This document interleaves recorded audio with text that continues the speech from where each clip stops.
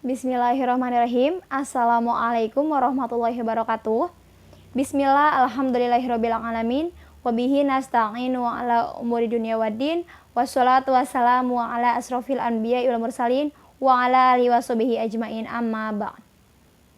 Puji dan syukur kehadirat Allah Subhanahu wa Ta'ala, yang mana pada hari ini kita semua masih diberi nikmat, terutama nikmat sehat jasmani rohani dan nikmat sehat panjang umur. Sholawat beserta salam Allah semoga selalu tercurah limpahkan kepada baginda alam, yakni Habibana wa Nabiyana Muhammad Sallallahu Alaihi Wasallam. Perkenalkan, kami dari kelompok 7. Pada kesempatan kali ini kami akan mempresentasikan salah satu program, yaitu Pendidikan Kecakapan Wirausaha, Kuliner dan Digital Marketing di Lembaga Apriko Institute. Adapun anggota dari kelompok 7 yaitu yang pertama Saudara Endang Hidayat sebagai pemateri pertama, yang kedua Saudari Anissa Yusuf sebagai pemateri kedua, dan yang ketiga saya sendiri Hartini sebagai pemateri ketiga. Sebelum memulai acara, alangkah baiknya kita bacakan basmalah bersama-sama. Bismillahirrahmanirrahim. Langsung saja, untuk materi pertama akan disampaikan oleh Saudara Endang. Waktu dan tempat dipersilahkan.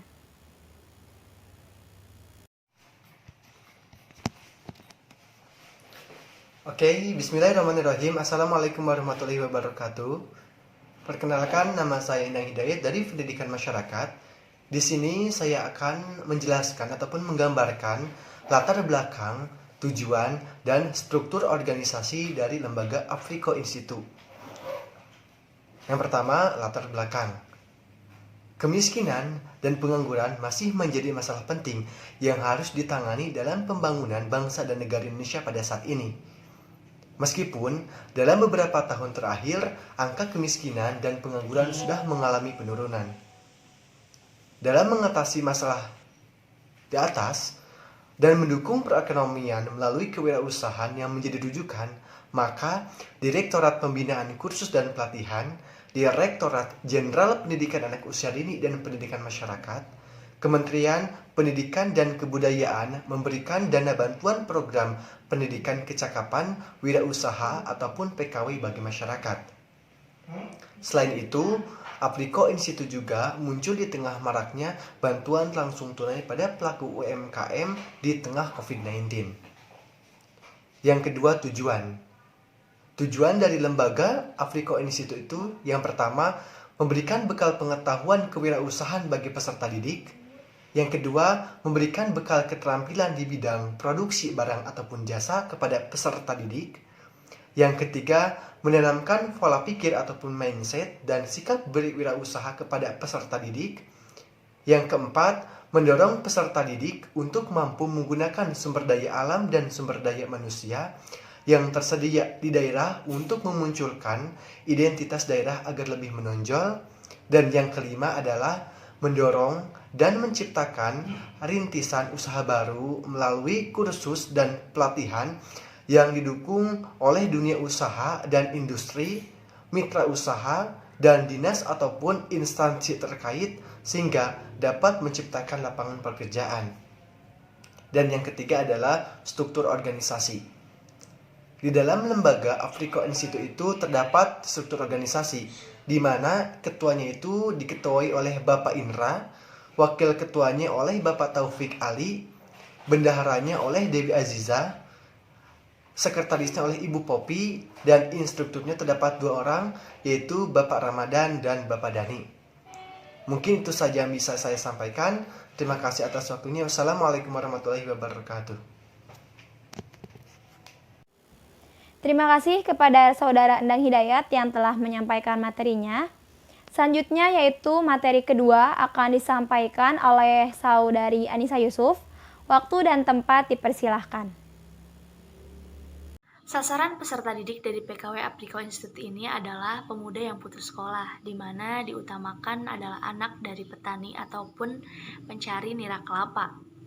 Ini ditujukan karena mereka sepertinya sudah ramah dengan tani ataupun gula kelapa tersebut.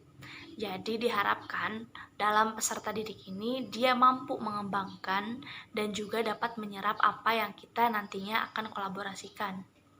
Kurikulum dari PKW Apriko Institute ini memiliki 3 dimensi, di mana ada sikap, pengetahuan, dan keterampilan.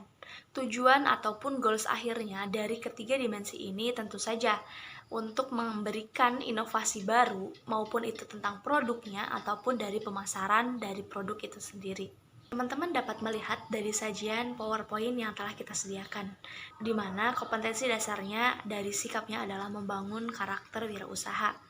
Biasanya anak yang putus sekolah ini masih berusia belum cukup dewasa, jadi mereka masih masa transisi ketika dia menginginkan masih untuk bersekolah, namun keadaan berkata lain. Jadi di sini kita memberikan motivasi-motivasi agar mereka mampu mengenal kebutuhan dari dirinya dan keluarganya. Dari keterampilannya jelas bahwa yang pertama itu mereka mampu menggunakan, dari keterampilannya jelas saja mereka harus mampu menggunakan internet untuk alat survive mereka ketika berbeda dengan zaman yang lalu. Mungkin di sini pengemasan ataupun desain dari produk yang nantinya bakal dipasarkan ini membuat lebih menarik. Dan yang kedua yakni membuat inovasi dari gula kelapa itu sendiri. Jelas dari produk yang kami hasilkan adalah gula smooth, di mana ini gula kelapa yang memang dibubukkan kembali. Di situ teman-teman pemuda ataupun teman peserta didik dari PKW Apriko Institute ini dianjurkan untuk membuat inovasi, misal dari rasa ataupun dari jenis-jenisnya.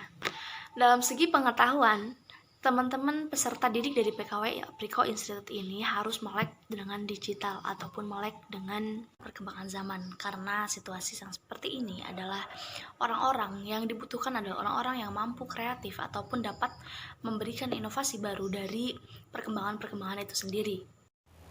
Baik, terima kasih kepada Saudari Anissa Yusuf atas penyampaian materinya. Materi yang selanjutnya akan disampaikan oleh saya yaitu tentang proses kegiatan latihan PKW. Untuk proses kuliner dan digital marketing ini ada 3 prosesan. Yang pertama yaitu proses pembelajaran teori dan praktek. Yang kedua, membuat rintisan usaha. Yang ketiga yaitu pendampingan rintisan usaha. Yang pertama, proses pembelajaran teori dan praktek. Untuk proses pembelajaran teori dan praktek ini lebih banyak di bidang praktek. Jika dilihat dari persentase, 30% teori dan 70% praktek. Ini ditujukan agar peserta didik lebih menguasai dalam proses pembuatan kuliner dan digital marketing ini. Adapun proses yang kedua yaitu membentuk rintisan usaha.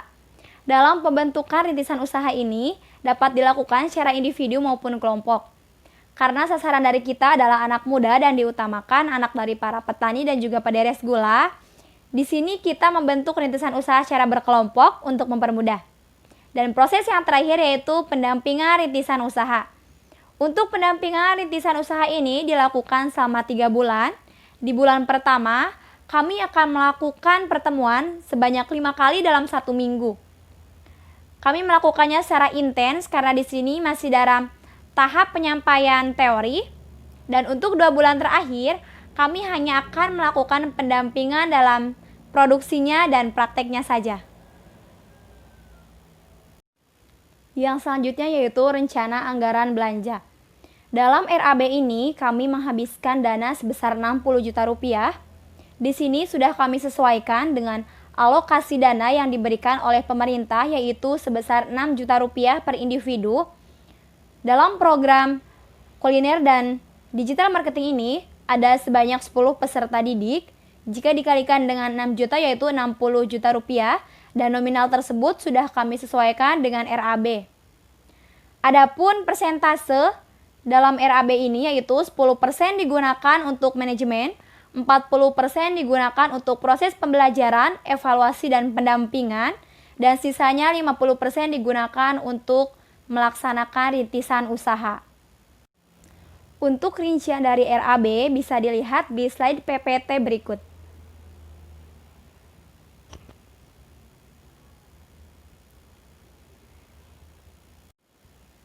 Alhamdulillahirrabbilalamin, kami dari kelompok 7 telah menyelesaikan presentasi kami.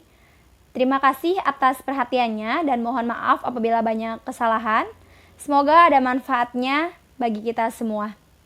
Wallahul muwaffiq ila aqwamit thoriq. Wassalamualaikum warahmatullahi wabarakatuh.